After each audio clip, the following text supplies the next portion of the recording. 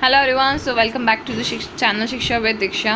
आप economics of innovation में हमने चैप्टर 3 तक कवर कर लिया है। This is going to be the video for chapter 4। ठीक है। सो मैं ना एग्ज़ाम पूरे पर्सपेक्टिव से कि भैया एग्ज़ाम में आपको समझ आता रहे किस तरीके से लिखना है और आपका माइंड उसी हिसाब से वर्क करे। ठीक है, आपको बार बार सोचना ना पड़े कि क्या लिखना है।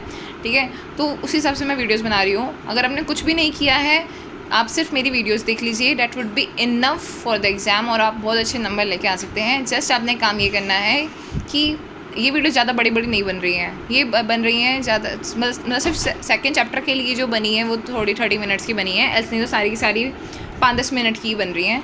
आपने उसको 2x में देखना है और इस कोर्स को बार बार ही कवर करना है। मैं बता रही हूँ आपके नंबर बहुत अच्छे आएंगे and this subject is scoring, definitely you will score. मतलब आपके नंबर आ जाएंगे अराउंड, कहते हैं ग्रेड आ जाएगा आपका बी या ए या ओ तक आ सकता है। ठीक है, तो आप इस पर ध्यान दे सकते हैं। सो types of the intellectual property rights, अगर आपने देखा हो तो ये कंसेप्ट हम ऑलरेडी पहले कवर कर चुके हैं यहाँ पे ना लॉ में। ठीक है, लीगल वाले सब्जेक्ट में हम ऑलरेडी कवर कर चुके हैं कि कहते क्या होते हैं हमारे इंटेलेक्चुअल प्रॉपर्टी राइट्स में। सो फर्स्ट हमारा है यहाँ पर पेटेंट, सेकेंड हमारा है ट्रेडमार्क्स, थर्ड हमारा है industrial design, fourth copyright and fifth is geographical indications. ठीक है, मैं फिर भी इसको एक्सप्लेन करूँगी कि मैं ये समझ रही हूँ कि आपने नहीं पढ़ा। ठीक है, तो जिससे आपको रिवीजन हो जाए। पेटेंट हमारा क्या होता है, एक एक्सक्लूसिव राइट्स हमें मिल जाते हैं उस बंदे को जो ऑनर होता है। ठीक है, और ये किस लिए होते हैं कि भैया टू प्रोटेक्ट द इनोवेशंस, जो भी इनोवेशंस की गई हैं उसके लिए।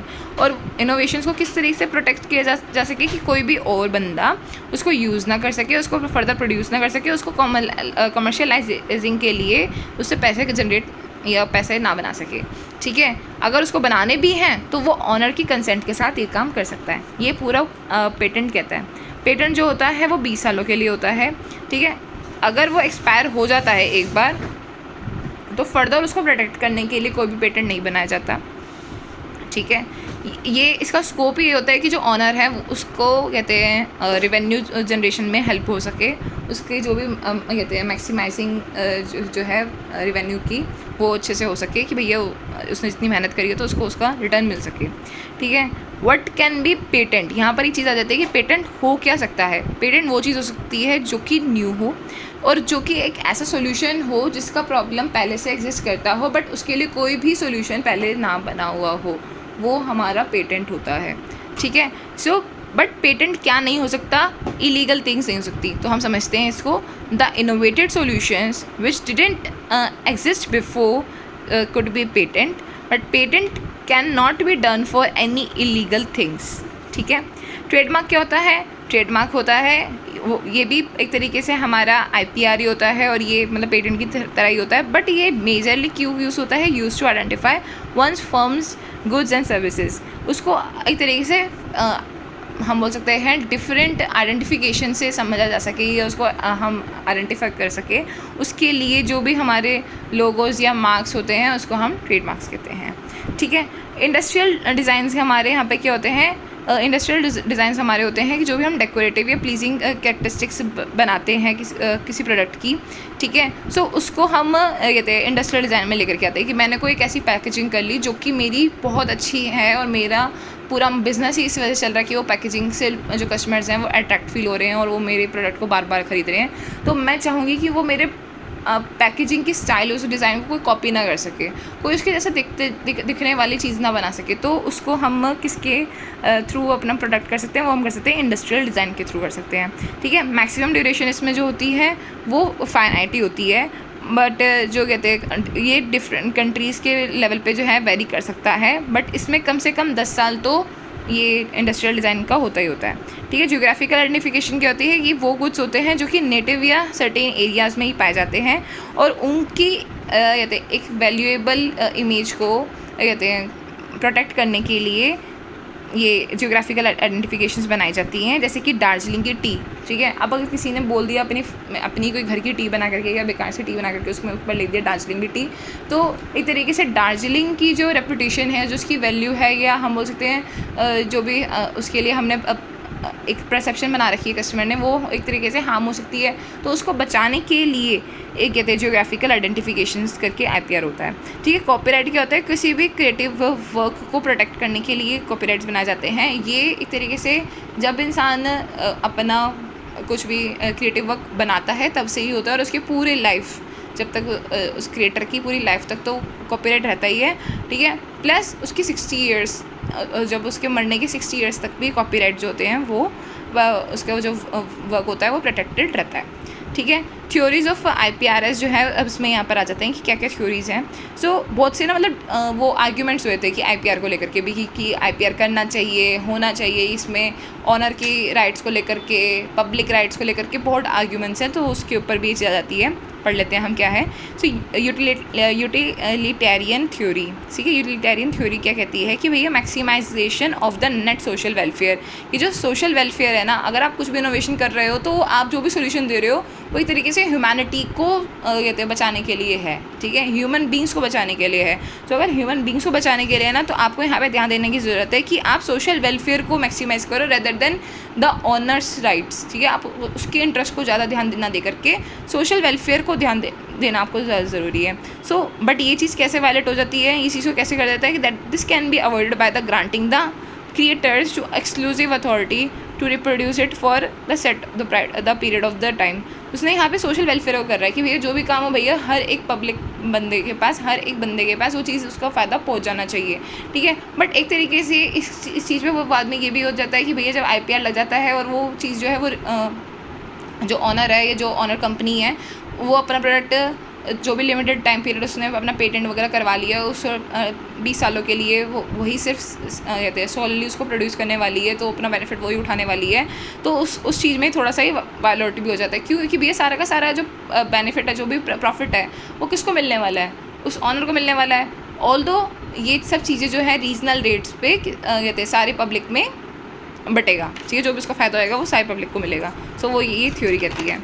उसके बाद हमारा आ जाता है लेकिन लेबर थ्योरी। लेकिन लेबर थ्योरी क्या कहती है? Individual have property right as they worked hard to create. उसने वो बोलता है भैया कि भैया जिस बंदे ने बनाया है ना, जो ऑनर है ना, उसको उसके इंटरेस्ट का ध्यान रखना चाहिए। क्यों? क्योंकि भैया उसने मेहनत करी है, उसने अपना दिमाग लगाई है, उसके एफर्ट्स की कदर होनी चाहिए। तो आप यहाँ पे समझ सकते हैं कि लेबर थ्योरी का मतलब यही है कि जो उसने मेहनत करी है, जो उसने एफर्ट अपना टाइम इन्वेस्ट किया है, तो उसको तो भैया बेनिफिट मिलना ही चाहिए। अगर उसने इन्वेस्टमेंट करी है, अपने टाइम की, अपने एफर्ट्स की, अपने इतना पेन लिया है, तो जब भी उस चीज़ को कहते हैं मतलब उसको अगर कॉमर्शियलाइज किया भी जाएगा तो सारा रेवेन्यू उस इंडिविजुअल को ही मिलेगा, सारा बेनिफिट, सारा क्रेडिट उस इंडिविजुअल को ही मिलेगा। उसके बाद आ जाता है पर्सनैलिटी थ्योरी। पर्सनैलिटी थ्योरी कहती है कि creator must enjoy the financial and the personality benefits. ठीक है, कि उसको भैया जो थोड़े बहुत फाइनेंशियल चीज़ें लेनी है या उसको पर्सनैलिटी बेनिफिट्स उठाएं, वो सब उठा ले भैया। उसको रेपुटेशन चाहिए, उसको फेम चाहिए, मार्केट में सब कुछ चाहिए, तो वो भी उसका भी हकदार है। क्योंकि उसने मेहनत करी है। बट वो बाद में ये कहता है कि वो कहते हैं ज़्यादा इंटरफेरेंस ना लगाए, ज़्यादा स्ट्रिक्ट ना हो अपनी कहते हैं इनोवेशंस के साथ कि भैया औरों को वो लेने से ही, उनको यूटिलाइज़ करने से ही मना कर दे। तो वो चीज़ नहीं होनी चाहिए। वो कहता है कि उसको अगर रेपुटेशंस चाहिए, क्रेडिट चाहिए हर एक काम के ऊपर, कि भैया कोई फर्दर उसके रिसर्च के ऊपर फर्दर रिसर्च कर रहा है, तो अगर साथ में उसको क्रेडिट वगैरह चाहिए तो वो उसके लिए डिज़र्विंग है। ये थ्योरी ये कहती है। बट वो रोक टोक नहीं कर रही। ठीक है, अगर कोई उसकी काम को देखना चाहता है, उसको फर्दर यूज़ करना चाहता है, तो वो उसको करने दे। ठीक है, पर्सनैलिटी थ्योरी ये कहती है।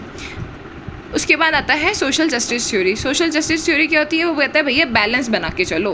किस में? कि भैया जो क्रिएटर की नीड है उस पर भी ध्यान दिया जाए और जो पूरे सोशल इश्यूज़ हैं उसको भी ध्यान दिया जाए। ऐसा ना हो कि किसी के फ़ायदा हो और किसी का नुकसान हो। बैलेंस बना करके चलो कि जिसने ये इनोवेशन किया है उसको भी कोई दुख तकलीफ़ ना हो, और सोसाइटी में अगर कोई इश्यूज़ चल रहे हैं जिसका हमें इमीडिएट सॉल्यूशन मिल गया है और उसको सबको कहते हैं डिस्ट्रीब्यूट करने की ज़रूरत है, तो वो भी हो जाए। जैसे कि कोविड के टाइम पे हुआ था।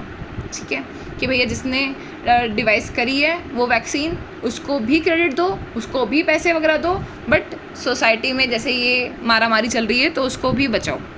ठीक है, उसके बाद आ जाता है स्पिल ओवर। स्पिल ओवर ये जो टर्म है यहाँ पर ये है कि अनइंटेंशनल इम्पैक्ट्स क्या हो सकते हैं IPR के। IPR होने के बाद क्या क्या ऐसे इम्पैक्ट्स हैं जो कि आप चाहते नहीं हैं या आपने सोचे नहीं, बट वो भी ऐसे इम्पैक्ट्स आ गए। सो स्पिल ओवर इम्पैक्ट्स क्या हो सकते हैं, ये इफेक्ट्स क्या हो सकते हैं IPR के? डिफ्यूजन ऑफ द नॉलेज जो है वो बटेगी। ठीक है। एक तरीके से बहुत सारी नॉलेज उसमें से समझी जाएगी और उससे फर्दर बनाई जाएगी, ठीक है। टेक्नोलॉजिकल प्रोग्रेस होगा, आइडियाज़ यहाँ पर जो है टेक्नोलॉजिकल बेसिस पे वो फर्दर हम बोलेंगे कहते हैं इवॉल्व होएंगे कि अच्छा अगर ये चीज़ कहते हैं IoT अगर इन सब चीज़ों में हो सकती है तो IoT अदर थिंग्स में भी हो सकती है, ठीक है। इंटरनेट ऑफ थिंग्स अगर किसी एक चीज़ में लगाया जा सकता है तो और चीज़ों में भी लगाया जा सकता है। ये सब चीज़ें जो है टेक्नोलॉजिकल प्रोग्रेस में आ जाता है, ठीक है। प्रॉम्प्टिंग द इन्वेस्टमेंट प्रॉम्प्ट हो जाएगा कि अगर किसी ने अच्छे खासी इनोवेशन कर दी और उससे बहुत बेनिफिट हुआ है तो एवरीबडी वुड बी मोटिवेटेड कि हाँ भाई इनोवेशन में और पैसे लगाया जाए, है ना। तो वो चीज़ इसमें आ जाएगी। फोर्थ आ जाता है इंक्रीज कंपटीशन इंक्रीज हो जाएगा। अब यहाँ पर आता है एप्रोप्रिएबिलिटी ऑफ द IPR। ये भी कंसेप्ट मुझे लगता है कि आपका शॉर्ट नोट में आ सकता है। क्या होता है एप्रोप्रिएबिलिटी ऑफ द IPR? कि आपको एक बैलेंस बनाना आना चाहिए कि किस तरीके से कहते हैं ये हमारा इंटेलेक्चुअल प्रॉपर्टी राइट्स जो है वो हो, उसके क्या बैलेंसेज हैं, ये सब चीज़ें होनी चाहिए। आपको पता होना चाहिए कि भैया किस लेवल पे कहते हैं ये पेटेंट्स वगैरह ये सब चीज़ें बन नहीं रही हैं, ठीक है। तो उसकी इंपॉर्टेंस क्या है कि जिससे हमारी ऑनरशिप जो है वो सिक्योर रहेगी, बैलेंस होगा, हर किसी के पास नॉलेज जो है वो ईजिली इतनी ज़्यादा जो है वो डिस्ट्रीब्यूट नहीं हो पाएगी। तो जिस बंदे ने उसको बनाया है, क्रिएट किया है, उसकी थोड़ी सी ऑनरशिप रहेगी उसमें, ठीक है। मोनेटाइजेशन पोटेंशियल होगा, अगर वो चीज़ ज़्यादा नहीं बटी है, फ्री फंड में ज़्यादा नहीं बटी है, लिमिटेड ही के पास है, सेंट्रलाइजेशन में है, तो वो उससे ज़्यादा पैसे कमा सकता है, ठीक है। स्ट्रैटेजिक लाइसेंसिंग, वो उसमें स्ट्रैटेजिक लाइसेंसिंग भी कर सकता है। वो चाहे किसी को लाइसेंस दे यूज़ करने का, चाहे किसी को ना दे, उसके पास पूरा कंट्रोल है।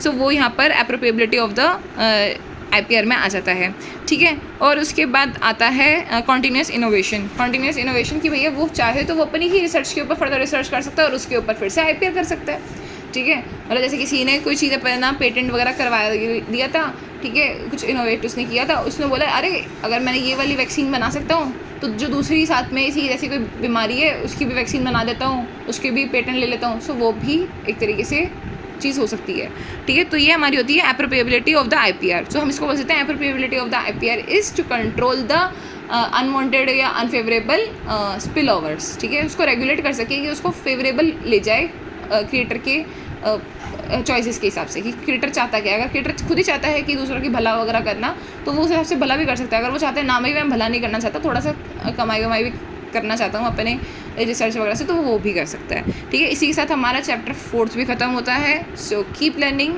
Keep supporting.